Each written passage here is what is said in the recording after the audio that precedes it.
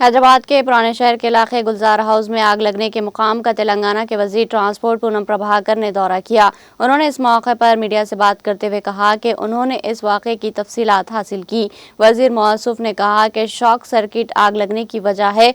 सुबह ये वाक़या पेश आया और 6:16 को फायर ब्रिगेड को इस बात की इत्तला दी गई, जिसके साथ ही चंद मिनटों में फायर ब्रिगेड पहुंच गया और आग बुझाने का काम शुरू कर दिया। उन्होंने कहा कि इमारत में फंसे 17 अफराद को हॉस्पिटल मुंतकिल किया गया। कई मुतासिर अफराद हॉस्पिटलों में जेर इलाज है। उन्होंने कहा कि इस वाक़े के सिलसिले में वज़ीर आला से बात की गई और तफसीलात से वाकिफ करवाया गया।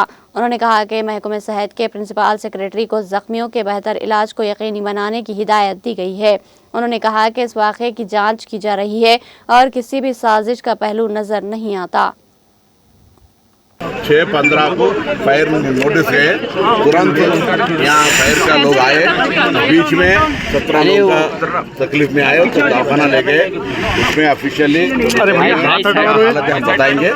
सरकार की तरफ से अभी मुख्यमंत्री जी वो डिसीजन फैमिली से बात हुआ और सरकार पूरा उनका मदद करेंगे। जितने भी नुकसान है, जितना जैसा हुआ उसके ऊपर भी जांच भी होगा।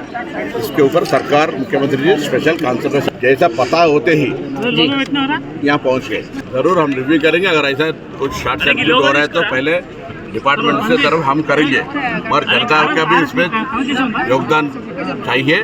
सरकार एक ही करने का फायदा नहीं है। जब फायर एक्सिडेंट का फायर सेफ्टी में और इलेक्ट्रिसिटी का भी इंटरनल वायरिंग गिरी का सिक्योरिटी का आप लोग करना है।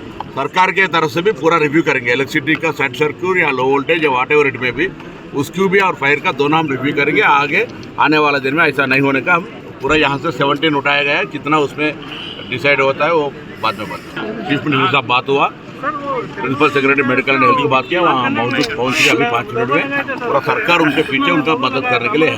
पूरे डिपार्टमेंट यहाँ है।